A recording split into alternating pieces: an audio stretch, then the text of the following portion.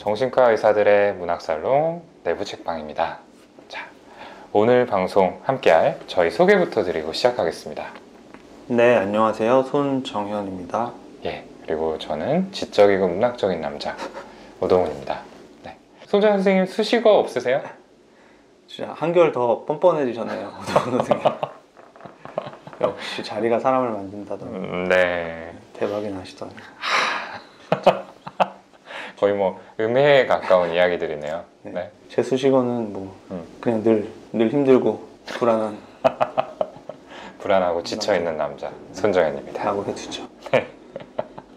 잘 지냈죠? 우리 오랜만에 우리 뭐 개인적으로 오랜만에 보는 건 아니지만 방송에서 오랜만에 만나는 것 같아요. 그쵸. 개인적으로는 하루 만에 만났는데 아예 녹음실에서 못 봤잖아요. 오동훈 선생님이 되게 바쁜 척했던 것 같아요. 그랬나요? 저희가 아니죠. 요즘에 언택트 녹음을 많이 해서 언택트 녹음 맞아요. 그거 좋다. 그렇죠. 둘씩 녹음하고 뭐 소규모로 하고 있어가지고 맞아요. 그러다 보니까 이렇게 좀 여러 명이 모여가지고 좀 떠들던 그럴 때가 그립기도 하고 그러네요. 그러게요. 저희 댓글 중에서도 그런 분 계셨어요. 찐 웃음소리가 없어진 것 같다. 이런 거 얼굴 보고 웃는 웃음소리. 얼굴 보고 웃는 거 이런 게 없고 약간 좀 지쳐있는 것 같다. 그러게요. 제일 지친 거는 사실 최근에는 오동훈 선생님이긴 했는데 어제 오늘 보니까 얼굴이 많이 피신 것 같아요. 혹시 아니 마치 저를 좀 생각해 주는 것 같은 얘기지만 그 안에도 칼이 어김없이 숨겨 있네요. 부러워서 그래요. 부러워. 피신 것 같네요 하는데 되게 발음이나 표정이 약간 좀 비아냥거리는 것 같은 느낌이에요. 진짜 제가 지금 앉아 있는 이곳이 참 전망이 좋네요. 월세가 얼마인지 알아요? 여기? 어디까지 편집할지 모르겠지만 아무튼 대한민국의 심장에 제가 3층 높이에 앉아서 지나가는 행인들을 보고 있자니 참. 아니 훨씬 더 사람 많이 지나다니는 번화가에 결혼하신 분이. 그쵸, 번화가긴 하죠. 아무튼 되게 오랜만에 이렇게 녹음을 같이 하니까 저는 안정감이 드는 게 우리 중에 제일 진행 안정감이 있잖아요. 오동훈 선생님. 저를 믿으시는 거죠? 원조 진행자이기도 하고. 그래서 오늘 제가 대본도 뭐 대충 준비해 오기도 했고. 그렇죠. 뭐 오동훈 선생님도 마찬가지인 것 같긴 한데. 근데 뭐 내부 책방 뭐 아시겠지만 사전 지식 없이는 깊이 있는 이야기를 하기는 좀 어려운 방송이라 맞아요. 예, 조금 많이 걱정되기는 해요. 손정현 선생님. 제가 지난번에 윤희윤 선생님하고 같이 내부 책방 하는데 모르는 책이라서 굉장히 당황했던. 윤희윤 선생님은 그리고 기본으로 10번씩은 읽으시기 때문에 그렇죠. 거의 뭐 그 구절을 외우고 있는 느낌이더라고요. 항상 이 책은 대학생 때쯤 처음 읽어서 한 대여섯 번째 그때 테스트? 네네네. 까미 맞나요? 이거 맞죠. 알베르 까미 테스트. 되게 재밌더라고요. 그 시간이 저는 책을 알아가는 시간이 있어서 새롭게 알아가는 그런 시간이었군요. 녹음 시간이 재밌었던 기억이 하지만 청취자분들께는 조금도 도움이 되지 않는 그런 존재. 아니죠. 이렇게 같이 탐색해 나가는 윤희유가 가이드, 저는 이제 초심 여행자, 청취자분들은 같이 저랑 걸어가는 느낌이 아니었을까 싶은데 오늘은 제가 좀 자신 있게 아는 척을 할 수 있지 않을까 싶어요. 예, 기대해 보겠습니다. 그럼 어떤 책 오늘 소개해 드릴지? 현진건 작가의 비사감과 러브레터. 또 다른 대표작은 어떤 게 있죠? 운수 좋은 날? 맞아요? 네. 진짜? 네. 진짜 오늘 있었던 일 중에 제일 기분 좋은 일인 것 같아요. 제일 자기 효능감이 높아지는 그런 느낌이에요. 그렇죠. 근데 뭐 저 아니더라도 대한민국 이제 고등교육까지 받으신 분이면 아마 학창 시절에 이 비사감과 러브레터도 그렇고 현진건은 워낙 뭐 유명한 작가고 언어 영역의 단골 손님이죠. 그쵸. 정말 한국 근대 소설의 뭐 대표작 맞습니다. 아니죠. 방송 이 내부책방 방송 시작한 후에 주로 이제 두 분이 아니고 저희가 외국 소설들 소개해드렸었는데 맞아요. 그렇죠.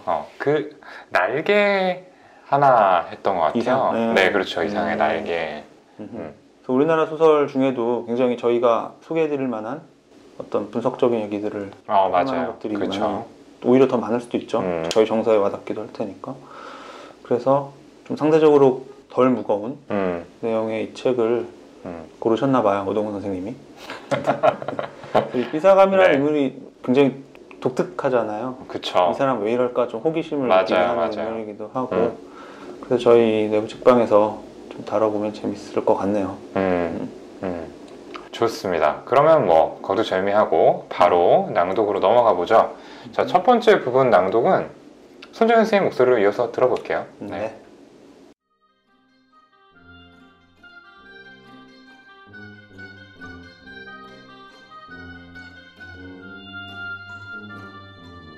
시 여학교에서 교원 겸 기숙사 사감 노릇을 하는 B 여사라면 딱장대요, 독신주의자요, 찰진 야속꾼으로 유명하다. 40에 가까운 노처녀인 그는 주근깨 투성이 얼굴이 처녀다운 맛이란 약에 쓰려고 찾을 수 없을 뿐인가 시들고 거칠고 마르고 누렇게 뜬 품이 곰팡스런 굴비를 생각나게 한다. 여러 겹 주름이 잡힌 헐렁 벗겨진 이마라든지 숱이 적어서 법대로 쪽지거나 틀어올리지를 못하고 엉성하게 그냥 빗어넘긴 머리, 꼬리가 뒤통수에 염소똥만하게 붙은 것이라든지 벌써 늙어가는 자취를 감출 길이 없었다. 뾰족한 입을 앙다물고 돋보기 너머로 쌀쌀한 눈이 노릴 땐 기숙생들이 오싹하고 몸서리를 치리만큼 그는 엄격하고 매서웠다. 이 B 여사가 직업을 하다시피 싫어하고 미워하는 것은 소위 러브레터였다. 여학교 기숙사라면 의뢰이 그런 편지가 많이 오는 것이지만 학교로도 유명하고 또 아름다운 여학생이 많은 탓인지 모르되 하루에도 몇 장씩 죽느니 사느니 하는 사랑 타령이 날아들어왔었다. 기숙생에게 오는 사신을 일일이 검사하는 터이니까 그따위 편지도 물론 B 여사의 손에 떨어진다. 달착지근한 사연을 보는 족족 그는 더할 수 없이 흥분되어서 얼굴이 불그락 푸르락 편지 든 손이 발발 떨리도록 성을 낸다.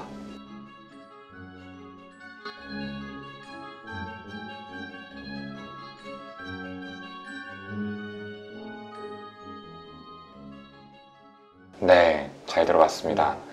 자, 이 부분 주인공 비사감에 대해서 소개를 하는 부분인 것 같아요. 네. 예, 상당히 직설적인 표현들이 좀 눈에 띕니다. 그러네요. 예, 먼저 눈에 좀 들어오는 부분이 이 생소한 단어들이거든요. 딱장대이자 찰진 야속꾼이다, 이런 부분이 있어요. 예, 사전을 찾아보니까 딱장대란 성질이 온순한 맛이 없이 딱딱한 사람, 사납고 굳센 사람, 뭐 이런 이렇게 해석이 되어 있고요. 야속꾼은 예수꾼이란 뜻이에요. 예, 예. 네. 그래서 이 기독교인을 낮춰서 부르는 말이었다라고 해요. 다시 말해서 까칠한 성격의 기독교를 독실하게 믿는 독신 여성이다. 예, 뭐 이렇게 설명을 해볼 수 있을 것 같습니다. 네. 이어서 비사감의 외모에 대한 묘사가 좀 이어지죠. 네네. 요즘 관점에서 보면 조금 이게 위험한 그죠. 여성 비하적인 표현들이 네. 있어요. 뭐 처녀다운 맛이 없다. 아이고, 요즘 트렌드에는 절대 맞지 않는. 그렇죠. 예. 그 외에도 뭐 곰팡스른 굴비, 염소똥 뭐 이렇게 외모 폄하하는 비유들이 등장하고 있어서 불편하죠. 네, 불편하죠. 지만 뭐 문학 작품이잖아요. 그죠. 네, 이 캐릭터의 네. 어떤 특성을 극대화해서 이제 시각화하기 위한 장치로서 이해를 하는 게 맞을 것 같고요. 예. 어쨌든 작가가 이런 외모를 통해서 말하고 싶은 바는 분명한 것 같아요. 이 삐사감이 나이가 많고 못생긴 외모의 그렇죠. 여자라는 거죠. 입을 꼭 다문 채 쌀쌀한 눈초리로 학생들을 노려보는 거.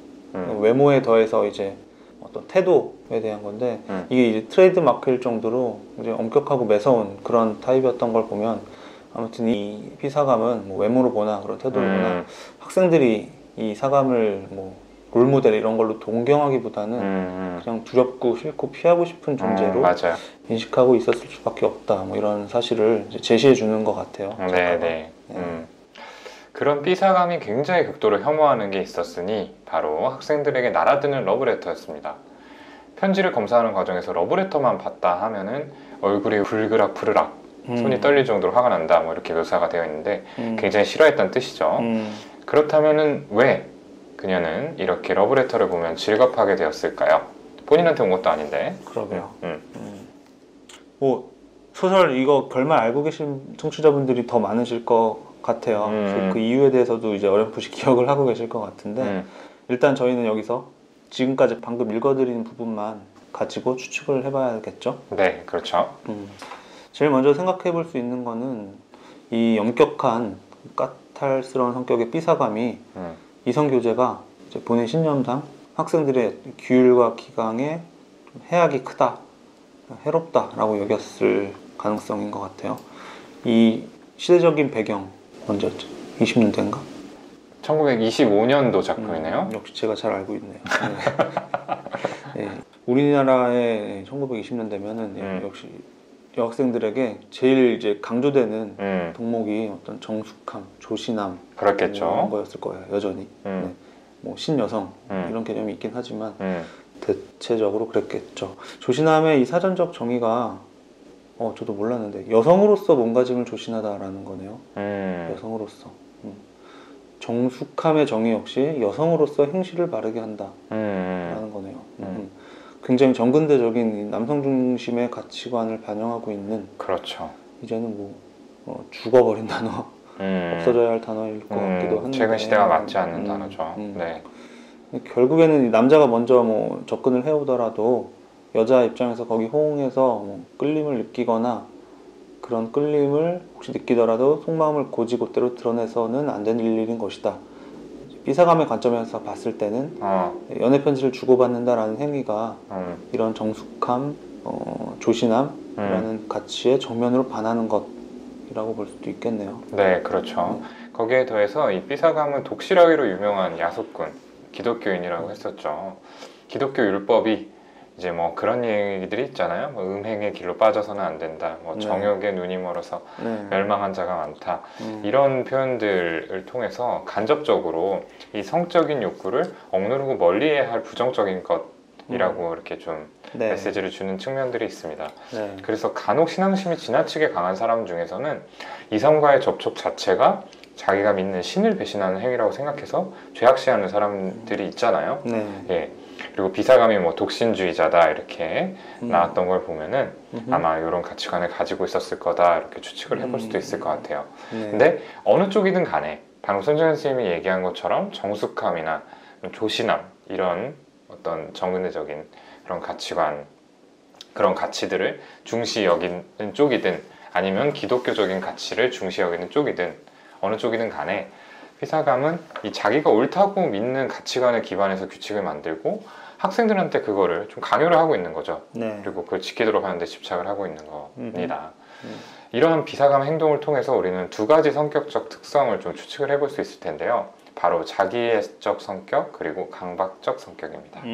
네. 이 강박적 성격을 먼저 말씀을 드려보면 이 본인이 갖고 있는 본인이 정해놓은 원칙과 규칙을 고수하는데 몰두를 하다 보니 상대방의 감정이나 생각 이런 건 관심이 없는 성격적 특성이 되겠어요. 여기서 삐사감한테는 이런 부분이 두드러질 것 같은데 이게 뭐 완벽주의로 드러나는 분들도 있긴 한데 삐사감은 특히 좀 이런 측면이 강한 거 아닌가 싶네요.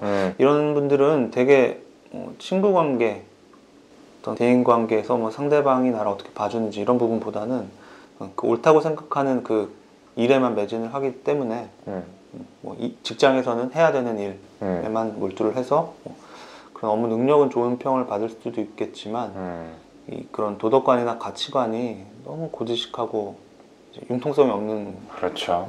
모습을 보이기 때문에 완고한 거죠.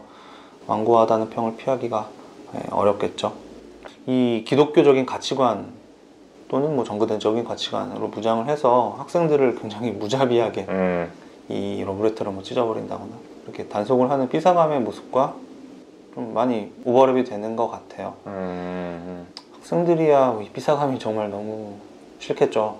근데 이 삐사감의 직장 상사, 학교의 뭐 교장, 뭐 교수나 선생님들 입장에서는 이 삐사감은 굉장히 유능한 사감이죠, 사실은. 그렇죠. 결국에 사감이 해야 되는 일은 학생들이 학교 입장에서 보기에 사고를 치지 않게 통제를 하는 거니까 20대 여학생들을 이제 잘 통제하고 있는 측면에서는 유능한 거죠. 맞습니다. 네.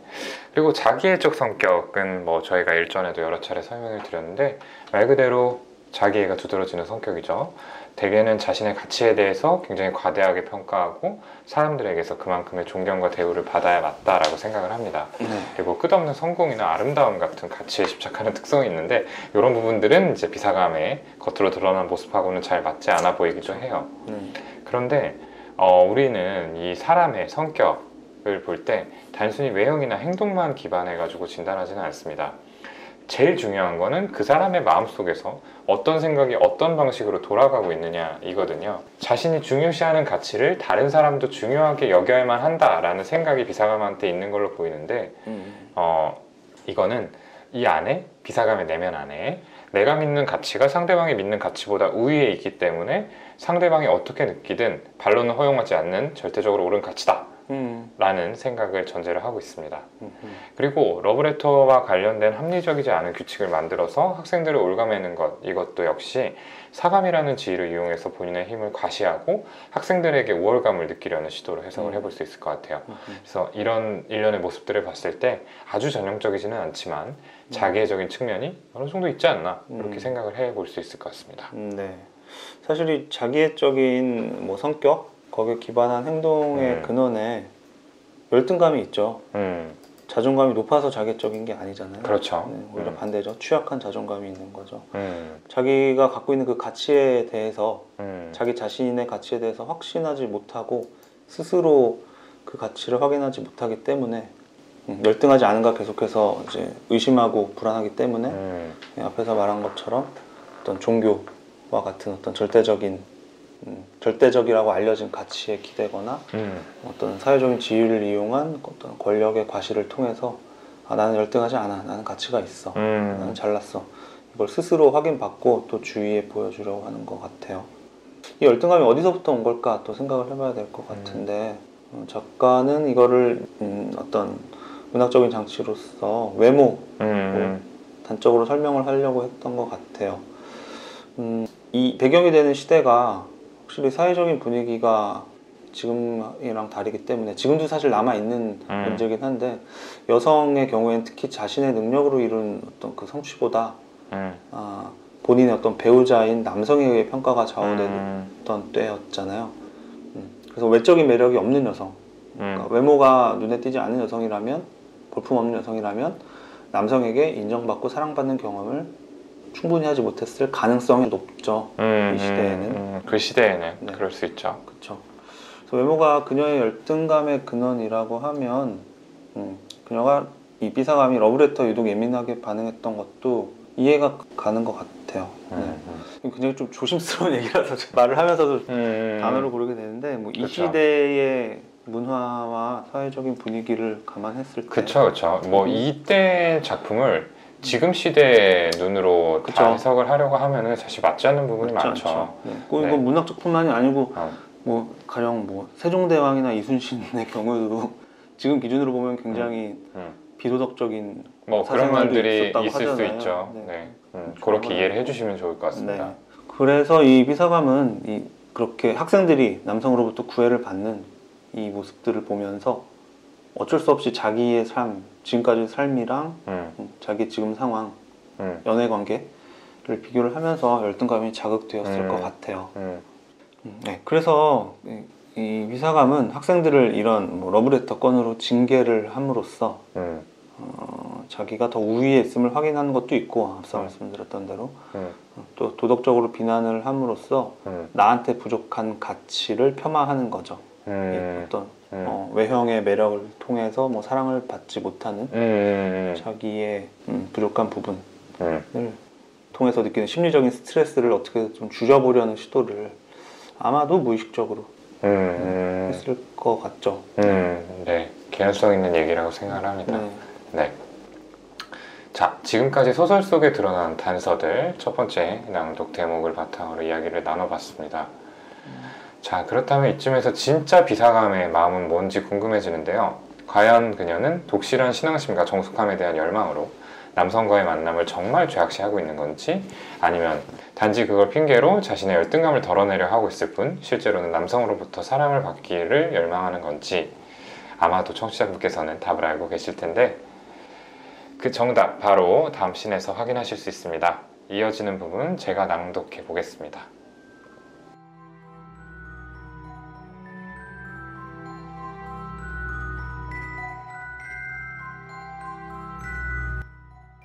난 싫어요. 난 싫어요. 당신 같은 사내는 싫어요. 나의 천사, 나의 하늘, 나의 여왕, 나의 목숨, 나의 사랑, 나를 살려주어요. 나를 구해주어요. 소리나는 방은 어렵지 않게 찾을 수 있었다. 찾고는 나무로 깎아 세운 듯이 주춤 걸음을 멈출 만큼 그들은 놀래었다. 그런 소리의 출처야말로 자기네 방에서 몇 걸음 안 되는 사감실 일줄이야. 그렇듯이 사내라면 못 먹어가고 침이라도 배앗들 듯한 비여사의 방일 줄이야. 이 어쩐 기괴한 광경이냐. 전등불은 아직 끄지 않았는데 침대 위에는 기숙생에게 온 소위 러브레터의 봉투가 너저분하게 흩어졌고 그 알맹이도 여기저기 두서없이 펼쳐진 가운데 비여사 혼자 앉았다. 누구를 끌어당길 듯이 두 팔을 벌리고 안경 벗은 근시 안으로 잔뜩 한 곳을 노리며 그 굴비쪽 같은 얼굴에 말할 수 없이 애원하는 표정을 짓고는 키스를 기다리는 것 같이 입을 쫑긋이 내어민 채 사내의 목청을 내어가면서 아깐말을 중얼거린다. 그러더니 문득 편지 한 장을 집어들어 얼굴에 문지르며 나를 그렇게 사랑하셔요? 당신의 목숨같이 나를 사랑하셔요? 나를? 이 나를? 하고 몸을 추스르는데 그 음성은 분명히 울음의 가락을 띄었다.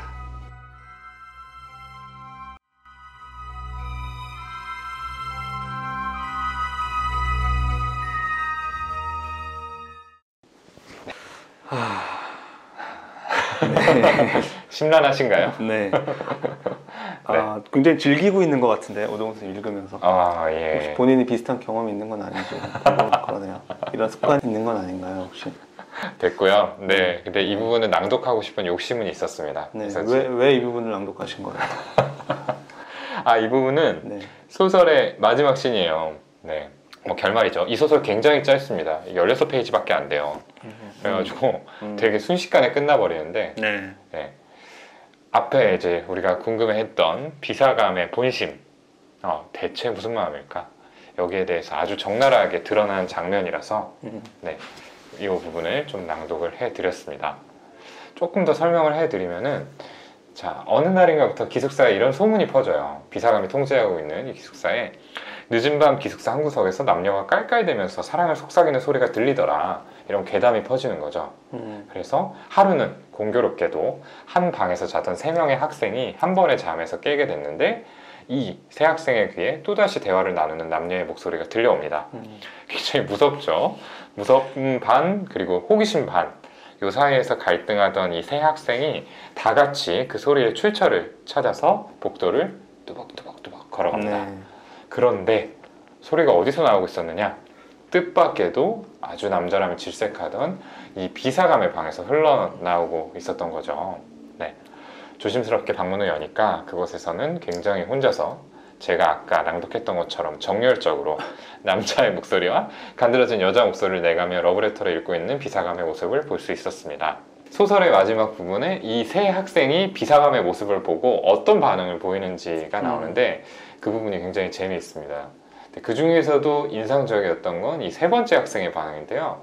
첫 번째 학생과 두 번째 학생은 에그머니나 저게 무슨 일이야? 미쳤나봐 라고 이야기를 해요. 네. 이야기를 하는 반면에 세 번째 학생은 비사감이 불쌍하다 너무나 안타깝다라고 눈물을 흘리면서 네. 소설이 끝이 납니다. 아마도 세 번째 학생은 좀 정신과 의사가 되게 자질이 있지 않나. 그럼 뭐 그쵸. 네네네. 공감 성향이 높을 수도 있고. 네네. 네. 그렇습니다. 정말 재밌는 결말인 것 같아요. 지금 다시 봐도. 그렇죠. 네. 어떤 심리였을까요? 비사감이? 결과적으로 비사감은 남성에 대해서 그리고 그런 연애에 대해서 정말로 반감을 가지고 있었던 건 아닌 거죠. 그런 거죠. 네. 열등감이 앞서 말씀드렸다시피 열등감이 자극되는 상황을 거기서의 스트레스를 피하기 위해서 뭐 그런 척 했을 뿐일 것 같아요. 맞아요. 어떤 심리적인 스트레스, 위험한 감정, 욕구를 처리하는 이 방어 기제 중에 반동 형성이라는 개념이 있잖아요. 있죠. 또 욕구나 생각과는 정반대인 태도나 언행을 보이는 방어 기제. 뭐 우리 속담 중에 딱 여기 알맞는 게 있죠. 미운 놈 떡 하나 더 준다. 네. 이 속담이 딱 그건데 자기 속마음을 억누르고 감추기 위해서 반대로 행동하는 걸 말하죠. 뭐 너무 좋아하면 더 놀리고 괴롭힌다. 뭐 이런 것도 해당이 될 거고. 그래서 다른 방어 기제랑 마찬가지로 무의식 속에 잠재된 어떤 생각, 소원, 충동이 부도덕하거나 사회적으로 받아들여지기 어렵다고 여겨질 때 이런 방어 기제가 이제 발동을 하는 거죠. 삐사감 경우에는 남성으로부터 사랑을 받고 싶다. 그래서 삐사감의 경우에는 누군가로부터 이제 사랑을 받고 싶고 사랑을 나누고 싶은 마음이 바로 그 잠재된 욕구에 해당이 되는 것 같아요. 사랑을 바라는 건 뭐 일반적인 사람이라면 누구나 당연한 건데 이 삐사감은 왜 억누를 수밖에 없었을까? 계속 얘기했던 것처럼 그 삐사감이 가진 이 독실한 철저한 기독교적인 신앙관 때문에 그런 욕구가 사실은 굉장히 자연스럽고 아름다운 건데도 이 사람 마음에서는 부도덕한 욕망으로 여겨졌을 수도 있고요. 또 한편으로는 내면에서 그러한 욕구는 현실화되기 어렵고 현실화시키려고 내가 뭔가 애를 쓰고 시도를 해봤자 오히려 내 상처만 커질 수 있다. 이런 판단이 있었을 수도 있고요. 누군가한테 호감이 있는 누군가한테 섣불리 접근을 했다가 거절이라도 당하면 가뜩이나 심한 열등감이 더 깊어지겠죠. 그렇죠. 그런 리스크가 있는 거죠. 그렇죠. 모든 뭐 관계가 그렇지만 이미 그런 경험을 실제로 이 삐사감이 해봤을 수도 있는 거고요. 그래서 이 그녀가 찰진 야속군, 독실한 기독교 신자가 될 수밖에 없었던 것도 어쩌면 이 반동 형성에 영향을 받은 결과일 수도 있을 것 같아요. 종교 신앙심 자체도 있었겠지만 이런 심리가 영향이 있어서 더 신앙심이 깊어졌을 수도 있을 것 같아요. 그러니까 욕망을 억누르기 위해서 사실 종교에 매달리는 거는 교과서에도 있죠. 대표적인 반동 형성이잖아요. 그렇죠. 그렇죠. 흔하게 얘기하는 예시인데 어쨌든 이런 욕구를 타인한테 들키지 않고 또 스스로도 의식을 하면 좀 비참해질 수 있는 거니까 그녀 스스로가 남성과의 접촉을 경멸하는 것처럼 행동을 했을 것 같아요. 생각도 그렇게 했던 것 같아요. 그렇죠. 그렇다면은 이제 스스로 그동안 굉장히 욕구를 잘 통제하고 반동 형성을 통해서 그걸 감춰온 비사감이 왜 이런 행동을 하게 되었을까? 라는 의문이 남죠. 답은 간단합니다.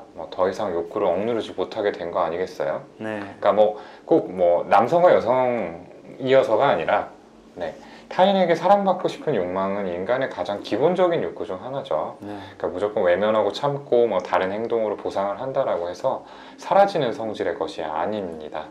그렇죠.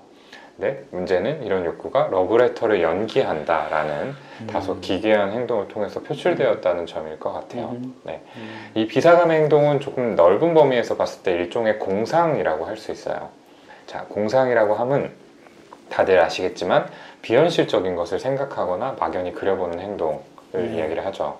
예전에 저희가 진행하는 팟캐스트에 그런 사연 어떤 거 혹시 기억나시는지 모르겠는데 스스로를 특정한 연예인이라고 생각하고 그 연예인의 삶을 사는 자신의 모습을 상상하는 버릇이 있다라고 고민을 보내주신 취준생 사연자분이 계셨어요. 네, 그리고 그분이 이제 그렇게 상상으로 시작을 했는데 급기야는 그 연예인이 된 것처럼 거울을 보고 실제로 연기를 하게 됐다라고 하셨거든요. 예, 어떻게 보면 비사감의 행동도 이분의 행동하고 좀 비슷한 부분이 있는 거죠. 네, 이렇게 공상을 하는 이유는 대개 현실에서 충족되지 않은 욕구를 상상 속에서라도 성취함으로써 심리적인 위안을 얻는 데 있습니다. 이것도 이제 일종의 방어 기제로 우리가 설명을 하게 되는데 판타지 시킹이다 이렇게 표현을 해요. 자, 대표적으로 예를 들어갔을 때 괴물이 나오는 영화를 본 어린아이가 있어요. 근데 괴물은 굉장히 무섭잖아요. 그러니까 통제하기 어렵고 뭔가 잡아먹힐 것 같고 이런 두려움이 있다 보니까 이 두려움을 자신에게 강력한 마법을 쓸 수 있는 어떤 능력이 있다, 특별한 능력이 있다라고 상상을 함으로써 이겨내려는 어떤 시도들, 이것들이 바로 판타지 시킹이라는 방어 기제가 작동한 사례로 볼 수 있을 것 같습니다. 근데 비사감의 경우에는 사랑받고 싶은 욕구를 충족시킬 길이 없으니까 결국에 이 러브레터 속 대사를 빌려서 자신을 죽도록 사랑하는 남자가 있다고 상상을 하고 그 사람의 목소리로 자기가 듣고 싶어하는 이야기를 함으로써 이 욕구를 조금이나마 채우려고 했던 거죠. 네. 사실 이런 판타지 시킹은 성인한테 나타났을 때 아이들에게는 자연스럽지만 성인에게 나타났을 때 이걸 성숙한 방어 기제라고 보기는 당연히 어려울 것 같고요. 뻔히 사실이 아닌 걸 상상하고 연기하고 있는 걸 보면은 조금 어이없다 이렇게 볼 수도 있죠. 근데 그만큼 결핍된 욕구에 대한 갈망감이 크다라는 관점에서 바라보면은 세 번째 학생처럼 좀 안타까운 마음이 든다. 이렇게 좀 생각을 해볼 수 있을 것 같아요. 이 공상 판타지라는 게 사실은 그 자체로 뭐 병리적인 심리는 아니기는 해요. 그렇죠. 그렇죠? 누구나 판타지가 있고 이거는 굉장히 중요한 부분이잖아요. 저희가 뭐 면담을 할 때 그 사람에 대해서 알아가는 과정에서도 어떤 뭐 삶에 대한 환상을 갖고 계신지 중요하게 보죠. 근데 이 비상함의 경우는 이게 이렇게 행동으로 드러나고 여기에 좀 몰입하고 집착하는 모습이 있으니까 성숙하다고 보기는 힘들다고. 어떤 현실에서 얻고 싶은 위안을 공상을 통해서라도 찾는 사람들은 그 현실이 쉽게 변하지 않잖아요, 누구나. 그래서 점점 얘기한 대로 공상에 매달리는 시간 그리고 집착하는 정도가, 몰입하는 정도가 늘어난다는 점인 것 같고요. 결국에는 공상과 현실의 경계가 모호해지니까 망상이라고 하죠. 믿음. 상상하고 믿음은 전혀 다른 건데 그 상상이 믿음으로까지 그럴 갈 수 수가 있죠. 있는 거죠. 네, 내가 네, 연예인과 어떤 관계가 있다. 그렇죠. 그 비상함의 경우에는 정말로 자기를 사랑해주는 남자가 어딘가에서 자기를 기다리고 있다는 믿음이 생길 수도 있는 거죠. 그렇죠. 이 상상을 너무 많이 하고 빠져들다 보면. 그래서 그 남자를 찾아서 기숙사를 나와서 일을 안 하고 여기저기 실제로 어딘가에 있다고 믿고 헤매게 될 수도 있는 거고요. 그럼 뭐 직업적인 기능에 저하가 오는 거죠. 현실 검증력에 저하도 오는 거고. 아마 소설의 마지막 부분을 조금 더 이어서 생각해 보면 그런 비극적인 결말로 갈 수도 있을 거예요. 무서운 슬픈 얘기지만 그렇게 보면 이 세 번째 학생이 보였던 이 슬픈 모습, 슬퍼하는 모습, 안타까워하는 모습이 이 비상함의 어떤 마음의 본질 그리고 좀 어떤 위태로운 상태를 이렇게 꿰뚫어 보고 있는 모습이라고 생각해 볼 수도 있겠네요. 그렇습니다. 네. 네, 비상함과 러브레터 뭐 다들 비슷한 이미지로 마음속에 남아 있으실 것 같은데 그냥 굉장히 풍자적이고 해학적인 표현들 그리고 뭐 약간 우스꽝스러운 비사감의 모습 이런 식으로 기억이 많이 돼 있으실 거예요. 뭐 저희에게도 비슷한 인상으로 남아있는 작품이었는데 예, 좀 이렇게 깊이 있게 들어가다 보니까 좀 안타까운 마음도 크고 그렇습니다. 또 좀 무겁게 끝난 것 같다라는 생각도 들고요. 그러게요. 네네. 뭐 늘상 드리는 말씀이지만 뭐 저희가 뭐 정답을 항상 말씀드리는 것은 아니고요. 그냥 소설 속 인물에 대해서 이런 식으로도 생각해 볼 수 있구나 하고 편하게 들어주셨으면 좋겠습니다. 예. 아, 근데 지금 얘기 듣고 보니까 옛날에는 그냥 웃기게 봤는데 요즘에 생각해 볼 부분이 더 있는 것 같아요. 요즘에는 사실 판타지를 팔잖아요. 뭐 예전에는 그게 뭐 소설 정도였다고 하면 요즘에는 뭐 그게 뭐 아이돌일 수도 있고 그렇죠. 여러 가지 뭐 영상물, 뭐 매체 VR을 이용한 그것도 있고. 뭐 아이돌과의 데이트 뭐 이런 것들도 가능한 시대죠. 그리고 뭐 덕후들이라고 해서 뭐 만화에 탐닉하는 젊은 사람들도 많고 그런 분들은 왜 인터넷 뭐 게시판 가면 만화 캐릭터 생일 맞아서 생일상 차려놓고 사진 찍어서 올리고 뭐 오프라인 모임도 하고 그런 분들도 계신데 그런 분들도 어떻게 보면 이런 비슷한 심리가 있지 않을까. 되게 위험한 얘기다 이게. 뭐 판타지를 전보다도 더 생생한 판타지를 많이 생산해서 산업으로 파는 시대다 보니까 오늘날이 이 소설을 그런 관점에서 보면 요즘의 여러 가지 뭐 사회 현상들에 대해서도 좀 연결되는 부분이 있지 않나 싶네요. 그러니까 비사감은 러브레터를 연기한다라는 좀 기괴한 방식으로 표출이 됐지만 이게 조금 더 적응적인 방식, 현실에서 받아들여질 수 있는 방식으로 여러 형태로 나타날 수 있고 그리고 그게 좀 큰 산업이 되는 걸 보면은 사실은 그렇게 사랑받고 싶고 내가 원하는 대상과 이런 관계를 맺고 싶고 이런 것들은 인간의 정말 제일 기초적인 본능이 아닌가. 그러게요. 네, 그렇게 생각해 볼 수 있을 것 같아요. 사실 비사감이 그 편지 뺏지 않고 그냥 읽어보고 본인이 상상해서 방에서 이런 행동을 했다는 거라고 하면 남한테 피해 안 주니까 병이라고 볼 수는 없을 것 같기도 하고 그러네요. 좀 그렇다고요. 네, 좋습니다. 뭐 오늘 이야기도 좀 재미있게 들어주셨으면 좋겠다라는 생각이 들고요. 네. 저희는 다음 시간에 또 흥미로운 책 들고 우리 지적인 지식이 풍부한 저와 그냥 손정현 선생님 함께 찾아뵙도록 하겠습니다. 고생 많으셨어요. 네, 다음 시간에 뵙겠습니다. 네, 감사합니다. 네.